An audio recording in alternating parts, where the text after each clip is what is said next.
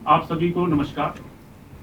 आज अखिल भारतीय प्रांत प्रचारक बैठक की प्रेस ब्रीफिंग में मैं आपका हार्दिक स्वागत करता हूं और सर्वप्रथम मंच पर उपस्थित संघ के अधिकारियों का परिचय आपके समक्ष रखता हूं।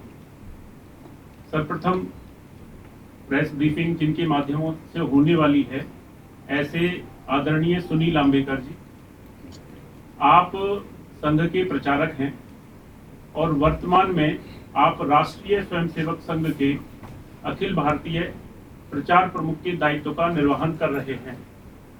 आपका केंद्र हैदराबाद है।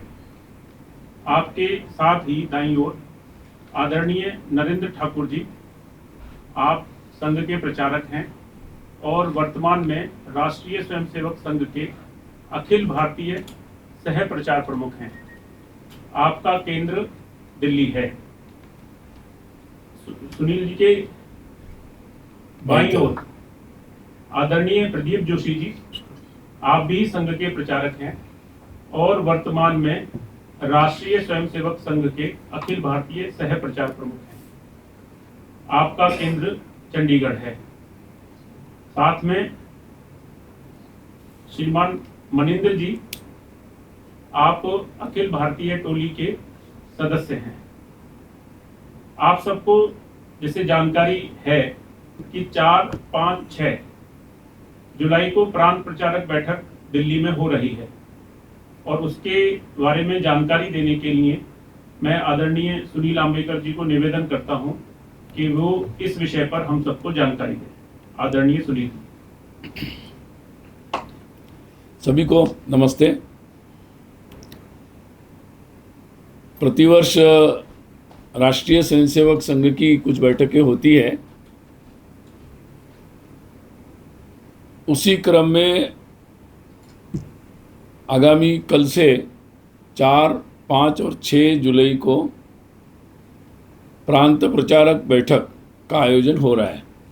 ये बैठक अखिल भारतीय बैठक है और पूरे देश भर से संघ की जो प्रांत की रचना है, जिसमें 46 प्रांत होते हैं, उस सभी प्रांतों के प्रांत प्रचारक सह प्रचारक इसमें आते हैं।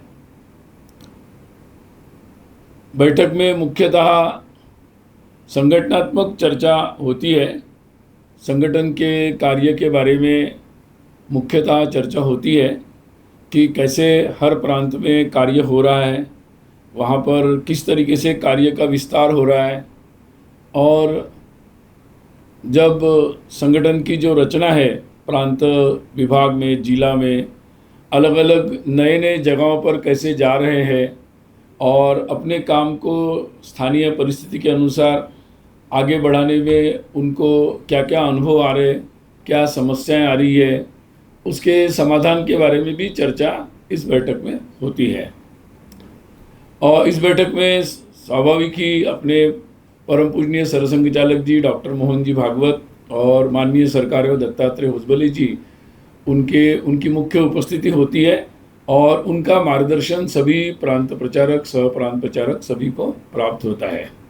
और इस दृष्टि से सभी जो संघ के कार्य विभाग है, तो संघ के कार्य की दृष्टि से तो उस संदर्भ में भी जो सारे विषय होते हैं तो उनके बारे में भी चर्चा होती है। क्योंकि संघ के कार्य विभाग के जो विषय होते हैं, जैसे बौद्धिक कार्यक्रम पूरे वर्ष भर देश भर में सर शाखा में चलता है और संघ की शाखाओं पर शारीरिक कार्यक्रम भी होते हैं, तो उन सब के बारे में जो भी सुझाव आते हैं, फिर उसमें जो भी बदलाव होते हैं, उनकी चर्चा भी प्रांत प्रचारक सब लोग यहाँ इस बैठक में करते हैं। स्वाभाविक ही इन चर्चाओं के साथ फिर कार्य विभागों के प्रमुख रहते हैं, तो उसमें जो भी बदलाव होंगे उसकी भी चर्चा उनके साथ होती रहती है समय समय पर। अभी विशेषकर जब जुलाई में सभी इस बैठक के लिए आते हैं, तो वो संघ के जो प्रशिक्षण वर्ग है उनको पूर्ण करके आते हैं।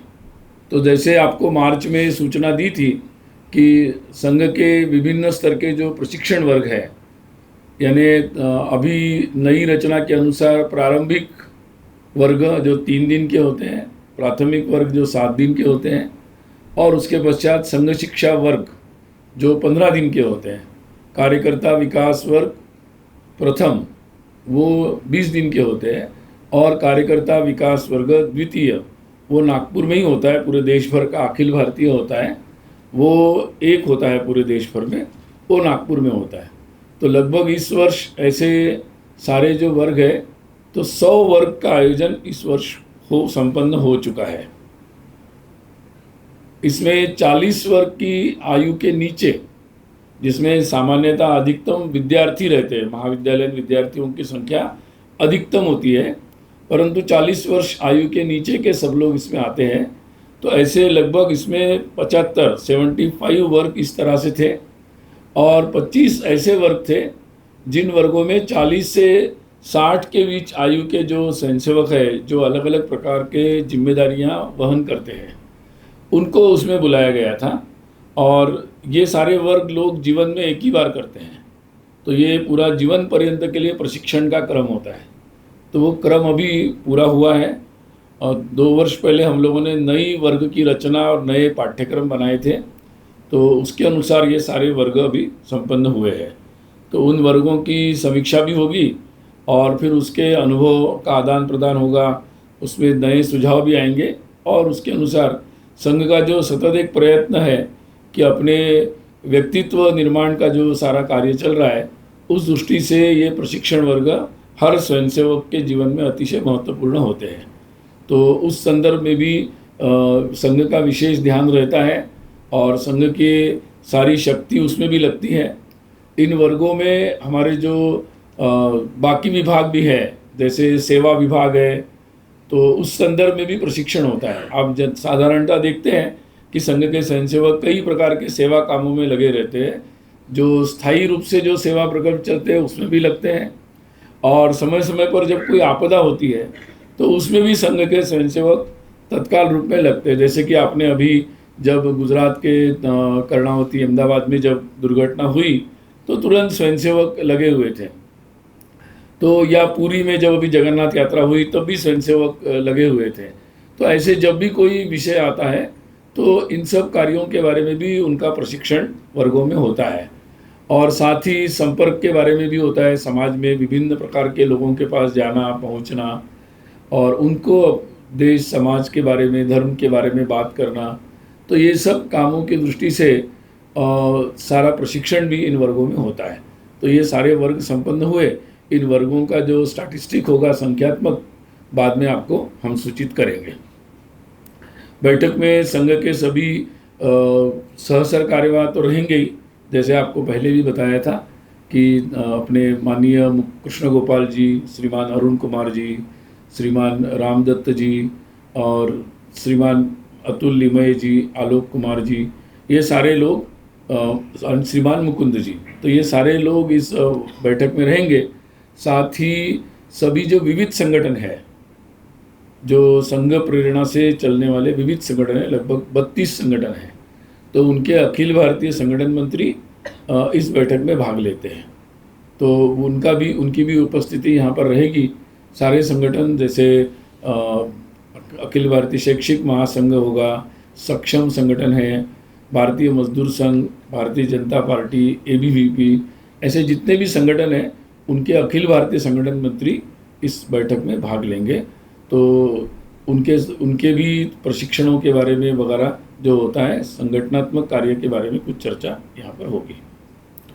अभी शताब्दी वर्ष ये इस बैठक का मुख्य विषय है, और संघ की शताब्दी के बारे में आपको पिछली बैठक के बाद हम लोगों ने सूचित किया था। तो इस बैठक में अभी मार्च के बाद सभी प्रांतों ने अपने दृष्टि से शताब्दी वर्ष के जो कार्यक्रम घोषित हुए थे, उन कार्यक्रमों के संदर्भ में तैयारी की है, योजना बनाई है। उस योजना के बारे में यहाँ पर चर्चा होगी, और आपको बैठक के पश्चात हम योजना के बारे में विस्तार से जानकारी भी देंगे। जैसे कि आपको बताया था कि देश भर में खंड, बस्ती और मंडल के स्तर पर, यानी छोटे से इलाके में ये सारे हिंदू सम्मेलनों का आयोजन होगा, जिसमें समाज के महत्वपूर्ण विषयों पर चर्चा की जाएगी। और शताब्दी का जो प्रारंभ होगा वो विजयादशमी के उत्सव से होगा। तो नागपुर में 2 अक्टूबर 2025 को विजयादशमी है। उस दिन संघ के का मुख्य कार्यक्रम वहाँ पर होगा, जहाँ पूजनीय सरसंघ चालक जी भी रहेंगे, और वहीं से शताब्दी वर्ष प्रारंभ होगा और वहाँ से फिर अगले 1 वर्ष तक ये शताब्दी वर्ष के विभिन्न प्रकार के कार्यक्रम चलेंगे।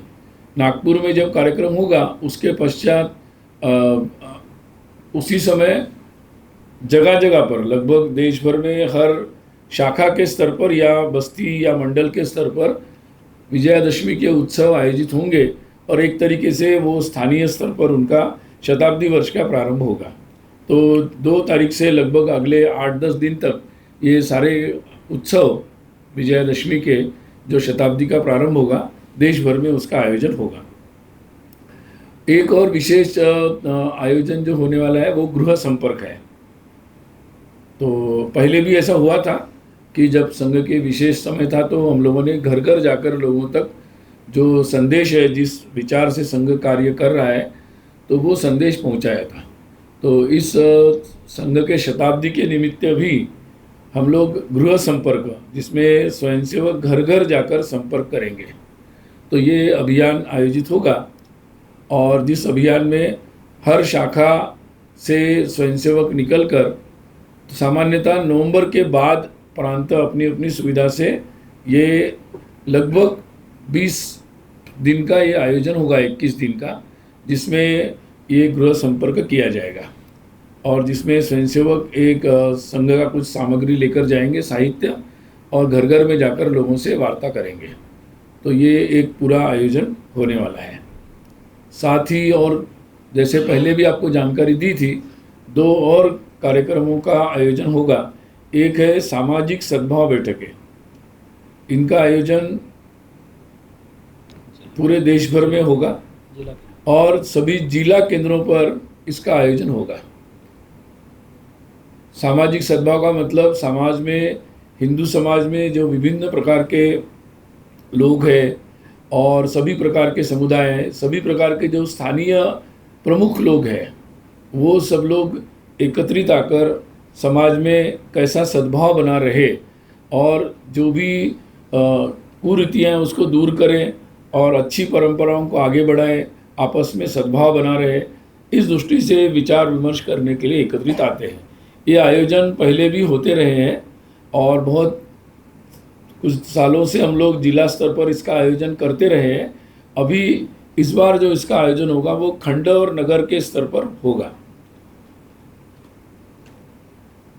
साथ ही और एक कार्यक्रम का आयोजन होगा जिसमें प्रमुख नागरिक गोष्ठी, यानी समाज में जो अलग विभिन्न प्रोफेशंस में या समाज में जो प्रमुख लोग हैं और जिनके साथ जो वर्तमान में जितने सारे विषय चर्चा में आते हैं, राष्ट्र के हित में, समाज के हित में और हिंदुत्व के संदर्भ में, तो उन सब विषयों पर और जो आगामी भारत की जो चर्चा हो रही है कि किस तरीके से हमारा देश आगे बढ़े और उसमें सबका सहभाग हो, तो ऐसे प्रमुख विषयों पर चर्चा करने के लिए सभी जिला केंद्रों पर, सभी जिलाओं में ऐसी गोष्ठियों का आयोजन होगा।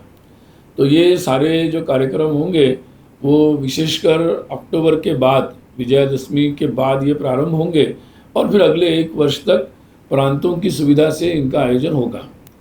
विशेषकर युवाओं के लिए ऐसे विशेष कार्यक्रमों का आयोजन होगा।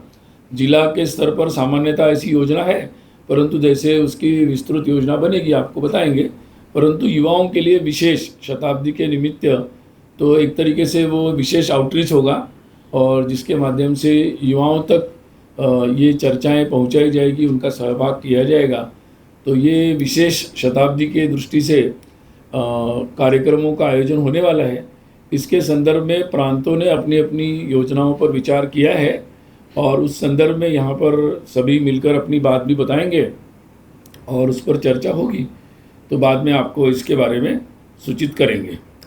बाकी जैसे हर वर्ष होता है कि इस वर्ष शताब्दी के बहुत सारे कार्यक्रम हैं, तो उस दृष्टि से विशेषकर पूजनीय सरसंघ चालक जी का जो प्रवास होता है अलग अलग कार्यक्रमों के निमित्त, संगठन दृष्टि से भी प्रांतशाह प्रवास होता है, तो उसकी ज़रा विशेष योजना इन कार्यक्रमों को ध्यान में रखकर की जाएगी और उसकी भी चर्चा यहाँ पर होगी और उसकी निश्चिति साल भर के उनके यात्रा की हो जाएगी। विशेष संवाद कार्यक्रम पूजनीय सरसंघचालक जी के साथ 4 शहरों में आयोजित होने वाला है। एक दिल्ली, बेंगलोर, मुंबई और कोलकाता, इन 4 शहरों में विशेष संवाद कार्यक्रम सार्वजनिक रूप से आयोजित किया जाएगा, जिसमें समाज के प्रमुख लोगों को आमंत्रित किया जाएगा। जैसे आपको याद होगा कि 2018 में विज्ञान भवन में हुआ था, तो उसको ध्यान में रखकर शताब्दी के निमित्त विशेष ऐसे आयोजन होंगे। बाकी इसका विवरण आपको जैसे निश्चित होगा आप लोगों को सूचित करेंगे। और बाकी आपको पता ही है कि जैसे मैंने कहा कि लगातार जो युवक है या युवा वर्ग है और समाज में बहुत सारे लोग संघ से जुड़ रहे, तो इन वर्गों में जैसे मैंने बताया इतने लोगों ने प्रशिक्षण लिया है। प्रारंभिक वर्गों में जो पहली बार आते ऐसे लोगों ने, बहुत सारे लोगों ने प्रशिक्षण लिया है। और अभी जॉइन आरएसएस से भी नए लोग आते हैं। तो अभी मार्च में मैंने आपको बताया था, मार्च से अभी 30 तारीख तक, 30 जून तक भी लगभग 28,571 28,571 इतने लोगों ने जॉइन आरएसएस के लिए अपना नाम दर्ज कराया है। तो ऐसे बहुत सारे लोग हैं जो उत्सुकतापूर्वक संघ कार्य से जुड़ने का प्रयास कर रहे हैं और हम लोग भी उनको संघ के शाखा कार्य में या विभिन्न प्रकार की उनकी रुचि के अनुसार कार्यों में जोड़ रहे हैं। तो अभी पूरे आगामी कल से संघ के इसी कार्यालय के परिसर में ही ये प्रांत प्रचारक बैठक होगी और इसमें पूरे देश भर से 233 कार्यकर्ता भाग लेंगे। तो मैंने संक्षिप्त में आपको बैठक की जानकारी दी है। बैठक के संदर्भ में आप कुछ पूछना चाहते हैं तो पूछ सकते हैं। माइक ले लीजिए, तो वो लाइव जा रहा है तो इधर आगे, इधर माइक दे दो। आप इधर रहो। सर, इसमें आपने बताया कि देश भर में शताब्दी वर्ष समारोह के कार्यक्रम चलेंगे, मनाए जाएंगे। तो इसमें सामाजिक सद्भाव, इस सद्भाव वाले जो कार्यक्रम भी आप हाथ में ले रहे हैं सर, अभी सरकार ने एक बड़ा फैसला किया था जातिगत जनगणना को लेकर के। तो क्या जातिगत जनगणना के फैसले को किस रूप में देखते हैं आप? क्या आपका जो सद्भाव वाला जो कार्यक्रम है उसमें भी इस चीज़ पर फोकस होगा, क्योंकि ये एक बड़ा आने वाले दिनों में बड़ा फैसला होगा? संघ की प्राथमिकता सामाजिक सद्भाव की है। बाकी विषयों पर हम लोगों ने पहले ही अपने विचार व्यक्त किए हैं और उसी विचार से हम लोग हैं कि भाई जो भी लोगों के कल्याण के लिए जो भी योजना करनी है उसके लिए जो जानकारी चाहिए सरकारें ले सकती है, लेकिन सामाजिक सद्भाव ये बना रहना चाहिए और इसके लिए संघ का प्रयास सतत जारी रहेगा। जी भाई साहब, मैं अमित हूँ पंजाब कहाँ से से। बोल रहे थे आप? कल से जो बैठक शुरू होने जा रही है, अब इसके बाद इधर से पूछेंगे। हाँ, इसमें इसके इतर भी सामाजिक मुद्दों पे या राजनीतिक मुद्दों पे भी कुछ चर्चा होगी? जैसे मैंने बताया आपको, ये मुख्यतः प्रांत प्रचारकों की बैठक होती है, तो इसमें मुख्यतः संगठन और संगठन कार्य के बारे में ही चर्चा होती है। बाकी जैसे बाकी विषयों पर हम लोग जब प्रांत प्रतिनिधि सभा बैठक होती है और कार्यकारी मंडल की बैठक होती है, तब तो इसके बारे में हम ऐसे विषयों पर ज़्यादा चर्चा होती है। आप इधर फिर इधर जी आप पूछ। सर, मैं देवेंद्र पाराशर इंडिया टीवी से, क्योंकि आप बता रहे हैं कि अनुसांगिक संगठन के संगठन महामंत्री होंगे। ऐसे में क्या बीजेपी के संगठन महामंत्री से ये पूछा जा सकता है कि अपनी पार्टी के राष्ट्रीय अध्यक्ष का चयन क्यों नहीं हो पा रहा है? अगर करना है तो क्या क्या नाम उनके पैनल में है या आप लोग तरफ से सलाह मशवरा, इस तरह कोई बात? ऐसी कोई चर्चा यहाँ पर नहीं होती बैठक में। हाँ सर, मैं पूनम पांडे हूँ नव भारत टाइम्स से। जो शताब्दी वर्ष है उसका मेन एजेंडा क्या रहेगा, क्या फोकस उसका रहेगा? दूसरा सर, आपने युवाओं की बात की कि ज़्यादा वो ट्रेनिंग में भी रहे हैं, प्रशिक्षण वर्ग में। क्या ये बदलाव 2014 के बाद आपने देखा है, जब से केंद्र में सरकार आई है, ज़्यादा युवाओं का रुझान दिखा है? और सर एक आखिरी सवाल, एक ही प्रश्न पूछो सर, इसी में सब संगठन से ही जुड़ा है। संघ का टारगेट था कि जब शताब्दी वर्ष होगा तो सब जगह संघ की पहुंच होगी, देश भर में शाखाएं होंगी। तो टारगेट कितना अचीव हुआ है, कितनी % जगह तक शाखाएं हो रही हैं, और सबसे अच्छा कहाँ हो रहा है और कहाँ ऐसा है जो सबसे वीक है अभी, जहाँ फोकस की जरूरत है? कई प्रश्न पूछे हैं। तो नहीं, मुख्यतः संघ के विस्तार के बारे में आपको हमने मार्च में जानकारी दी थी। अभी आपको हम लोग अक्टूबर में जानकारी देंगे, पूरी विस्तार से आंकड़े देंगे। लेकिन इतना बता सकता हूँ कि जैसा हमने सोचा था तो उस दृष्टि से काफ़ी अच्छा विस्तार, सारे स्वयंसेवकों ने अपना मतलब शक्ति लगाई, समय भी दिया है, और उस कारण से संघ की शाखाओं का जो विस्तार हमें अपेक्षित था वो हो रहा है। दूसरा आपने पूछा कि शताब्दी, वास्तव में पहले भी पूजनीय सर्वसंघचालक जी ने बताया था कि संघ में ऐसे कोई संघ के वर्ष मनाए नहीं जाते हैं। तो हम लोग इस निमित्त मुख्य उद्देश्य ये है कि संघ के 100 वर्ष में संघ के स्वयंसेवक सतत रूप में ये कार्य विस्तारित करने के काम करते रहे, और उसका उद्देश्य यही था कि धीरे धीरे पूरा समाज ही इस कार्य में सहभागी हो जाए। तो अगर सबसे बड़ी बात अगर मैं ये कहूँ तो शताब्दी वर्ष का उद्देश्य यही है कि कैसे पूरा समाज, जो समाज परिवर्तन के जो सारे कार्य है उसमें पूरे समाज की सहभागिता को कैसे बढ़ाया जा सकता है, और इस दृष्टि से हमने पंच परिवर्तन का मुद्दा लिया है मुख्य रूप से।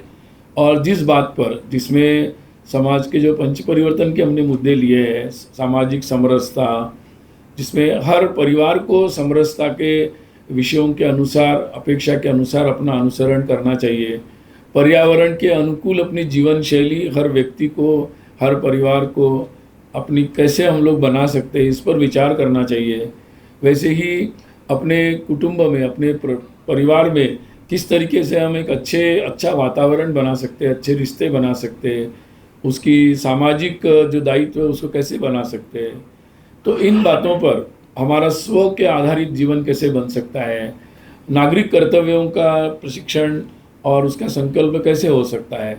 तो ये जो सारे विषय है, इन विषयों पर समाज की दृष्टि से कैसे पहल हो सकती है, और स्वयंसेवक समाज के द्वारा ये पहल हो, इसमें क्या भूमिका निभा सकते हैं।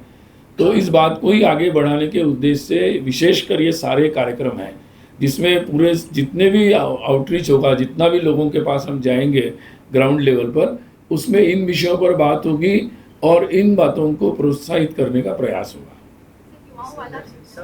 युवाओं का, मुझे लगता है युवाओं का ऐसा कि संघ तो शुरू ही युवाओं से हुआ। यानी डॉक्टर साहब जो संघ के संस्थापक थे, उन्होंने जब संघ शुरू किया तो उनके साथ जो लोग थे वो सारे युवा ही थे। तो संघ तो हमेशा ही युवाओं का ही संगठन है, और बहुत सारे युवाओं के साथ जुड़ने का एक नित्य प्रयत्न होता है, और युवा भी नित्य रूप से संघ से जुड़ने के उत्साह में रहते हैं और जुड़ते रहते हैं। मेरा नाम विकास चंद्र है, न्यूज नेशन चैनल से। मेरा सवाल है कि इस बैठक में सभी वरिष्ठ और प्रमुख पदाधिकारी और अधिकारी मौजूद रहेंगे। इधर कुछ वर्षों से देखा जा रहा है कि संघ के ऊपर राजनीतिक टीका टिप्पणी बहुत होती है, तो क्या इसमें इस पर भी विचार होगा, और क्या संघ के लिए चिंता का विषय है कि जिस तरीके से राजनीतिक जगत के लोग अब घसीटते हैं संघ को? सर, इसमें इसको जोड़ते हुए देखा जा रहा है कर्नाटका की तरफ से बहुत अटैक हो रहा है संघ पर। प्रियांक खड़गे हैं, मल्लिकार्जुन खड़गे के बेटे, मिनिस्टर भी हैं कर्नाटका सरकार में। उन्होंने कहा है कि अगर हम सत्ता में आते हैं संघ को बैन कर देंगे। कांग्रेस की सबसे बड़ी गलती थी संघ से बैन हटाना, और कैंसर से संघ को इक्वेट कर दिया है। किस तरीके से इन बयानों को देख रहे हैं आप? देखिए, संघ एक सामाजिक संगठन है, और हम सब टीका टिप्पणी के साथ ही समाज से बहुत बड़ा वर्ग है जिसको ये विषय संघ के साथ वो जुड़ रहे हैं, संघ का समर्थन कर रहे हैं, और संघ ने जो सकारात्मक विषय उठाए हैं, एक समाज परिवर्तन के, देश को, राष्ट्र को आगे बढ़ाने के, देश के स्वाभिमान के, इन विषयों के साथ बहुतायत लोग इससे जुड़ रहे हैं, इसका समर्थन भी कर रहे हैं। और मुझे लगता है कि हम अपने काम को निश्चित रूप से जो लोगों का समर्थन मिल रहा है, उससे लोग इस बात को कैसे देखते हैं या संघ को कैसे देखते हैं, इसके बारे में मुझे लगता है बहुत सारी बातें स्पष्ट हैं, और समय समय पर इन बातों पर हम जब आवश्यक होता है तो विचार करते रहते हैं। इधर मैं टाइम्स नाउ नव भारत से हूँ। कांवड़ यात्रा को लेकर कई राज्य सरकारों की अपनी गाइडलाइंस है, बावजूद इसके ये देखा गया है कि कुछ लोग नाम छुपाकर, धर्म न बताकर काम कर रहे हैं। और पहलगाम में जो आतंकी हमला हुआ था उससे इसकी तुलना की गई है कि भारतीय जनता पार्टी जो रूल सरकारें हैं वो भी धर्म पूछकर इस तरीके से कार्य कर रही है। इस पर संघ की क्या राय है, आप क्या सोचते हैं? मुझे लगता है कि आज का हमारा जो आयोजन है वो मैं केवल बैठक का ब्रीफ करने के लिए आया हूँ, तो आप लोग उसी पर सीमित रहेंगे तो ज़्यादा अच्छा रहेगा। बाकी मुझे लगता है कि देखिए, देश में धार्मिक आयोजन, हमारे देश में बहुत बड़े बड़े आयोजन होते हैं और बहुत सुचारू रूप से होते हैं। हमारे बहुत बड़े बड़े मंदिर हैं जिसमें लाखों लोग आते हैं, उनके भी आयोजन बहुत सुचारू रूप से होते हैं।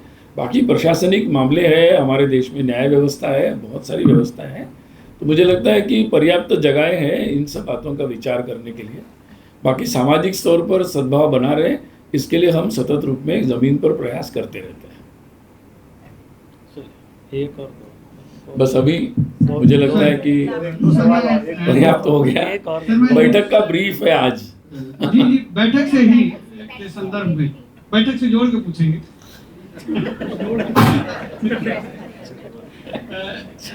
सर, इलेक्टोरल रिफॉर्म्स जो हैं वो एक संघ का बहुत पुराना आग्रह रहा है देश में।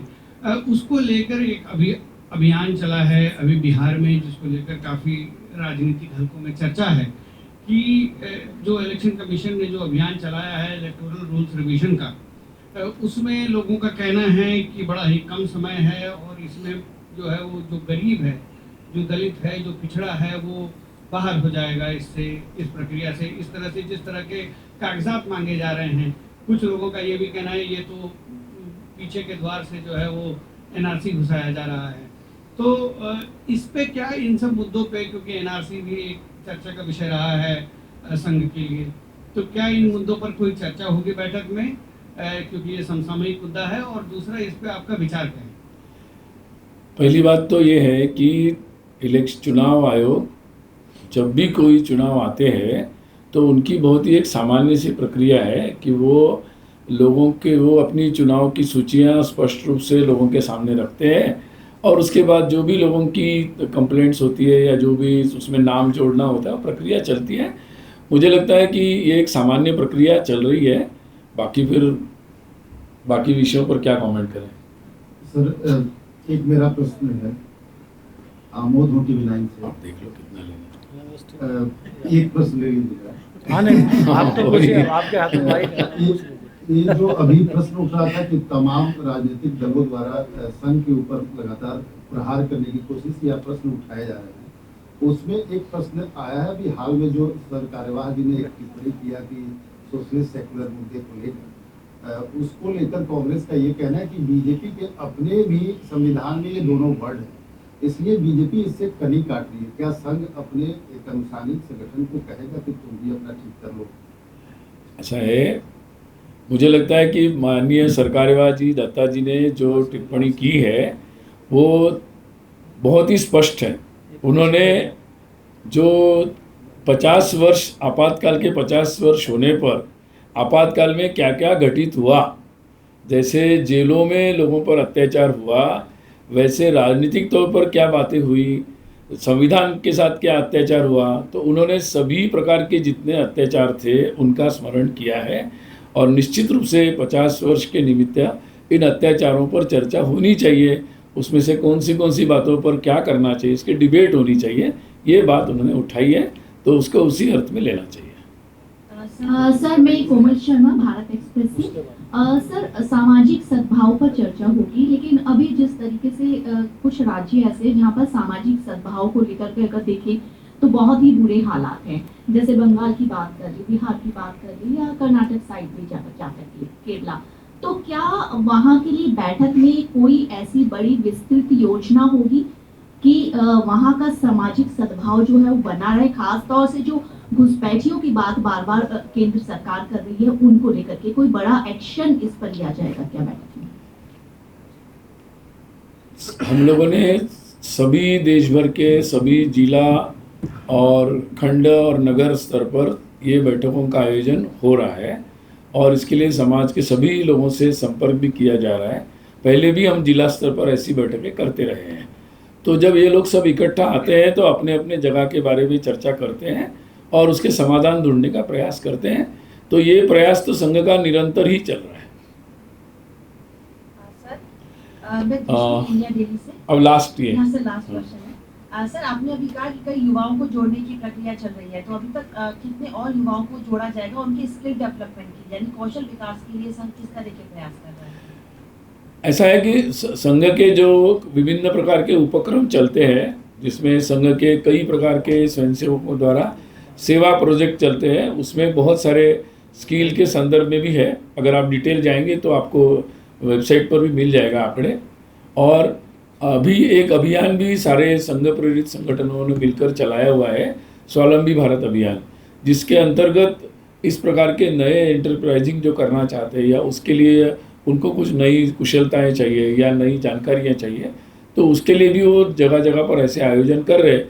और जब ये आयोजन करता है ये अभियान, तो संघ स्वयंसेवक स्थानीय स्तर पर उसका सहयोग करते हैं। तो ये प्रक्रिया अभी चल रही है, काफ़ी व्यापक है प्रक्रिया और लंबी है, चल रही है। सर, एक आखिरी सवाल है, एक छोटा सा, थोड़ा बाद के लिए अभी बाद में करेंगे ना, मौका मिलेगा थोड़ा सा। सर, तमाम विपक्षी पार्टियां, आप थोड़ी हमें बैठक भी करने दो। जो कहना था संविधान पे आपने कह दिया, लेकिन तमाम विपक्षी पार्टियां आरोप लगा रही है कि आपका जो स्ट्रक्चर है आरएसएस का, उसमें पिछड़ों और ओबीसी को जगह नहीं मिली है, इसलिए संविधान के ये दो शब्द आप बचा नहीं पा रहे हैं, क्या करें? देखिए, संघ एक देशव्यापी सामाजिक संगठन है और संघ राजनीतिक दल की तरह काम नहीं करता। तो संघ एक ज़मीनी स्तर पर ऑर्गेनिक तरीके से अपने कार्यकर्ताओं के द्वारा समाज से संपर्क करते हुए जाता है। तो संघ की प्रक्रिया में पूरा समाज ही हमारी दृष्टि में है और यही कारण है कि आज संघ का कार्य इतना देशव्यापी हो रहा है, देश के हर कोने में जा रहा है। तो मुझे लगता है कि ये राजनीतिक तौर पर ये प्रश्न चर्चा रहते संघ को स्पेयर कर दे। संघ अपने तरीके से समाज के हर वर्ग को जोड़ रहा है, हर तरह से लोग इसमें शामिल हो रहे हैं। तो उसी संघ को संघ के समाज दृष्टि से ही देखने से समझ में आ सकता है। धन्यवाद सबको, नमस्ते। आप सभी का पुनः धन्यवाद और निवेदन है कि अल्पाहार बाहर है, आप उसको लेकर ही जाएं। धन्यवाद।